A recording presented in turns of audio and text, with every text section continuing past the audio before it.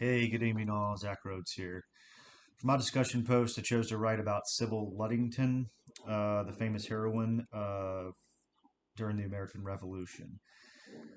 First and foremost, her story, which I had not heard before now, uh, is very similar to that of Paul Revere and his Midnight Ride.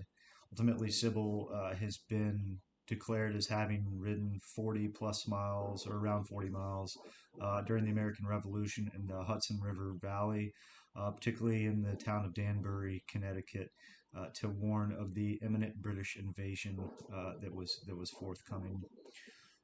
So again, about 40 miles in Danbury, Connecticut. It's been romanticized over the years, just as many other historical figures have, right? Nothing's new there. Uh, However, similar to Revere, her feats, which again have been debated for many decades, ultimately helped save countless American lives during the American Revolution. Vincent d'Aquino, author of Patriot Hero of the Hudson Valley, The Life and Ride of Sybil Ludington, opens his book by debunking several myths about Sybil Ludington, many of which relate to her famous ride. However, d'Aquino does give insight into Ludington's ride and provides substantial detail about that night and her mustering the troops. An additional author, Susan Casey, author of Women Heroes of the American Revolution, 20 Stories of Espionage, Sabotage, Defiance, and Rescue, provides a wide array of women heroines during the American Revolution as well. Casey doesn't go into great detail as d'Aquino does, but she does provide a detailed analysis of the ride as well. And it helps draw on her importance in the revolution, just like many of the other women that she covers in the book. Casey further declares that Sybil was a mere 16 years of age when she did mount the horse for that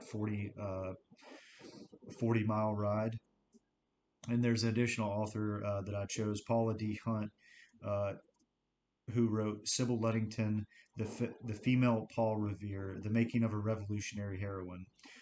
And she ultimately writes how reenactors during the 232nd commemoration of the American Revolution uh, essentially portrayed Ludington, which helps suggest that how important she is that she made it her way into American folklore and actually had women portraying her, which definitely speaks to it. So really what it comes down to is history is unique and that it relies on storytelling to really help the point across and help depict these as accurately as possible. Uh, Therefore, due to the nature of history, uh, it's paramount that facts are stated as unbiased as possible. Fortunately, we have a great school system in the United States, which actually includes history in their curriculum, which there are some countries out there that don't. Um, but sometimes the images are distorted. The truth is bent a little bit for multiple reasons. Typically because you have a younger generation involved in order to help with their developing brains. Kind of dumb it. Excuse me. Not You kind of want to make it a little bit not as maybe not as intricate. I don't know if that's the right word, but nevertheless, the broad stroke is still being painted, even if the minute details are obscured a little bit.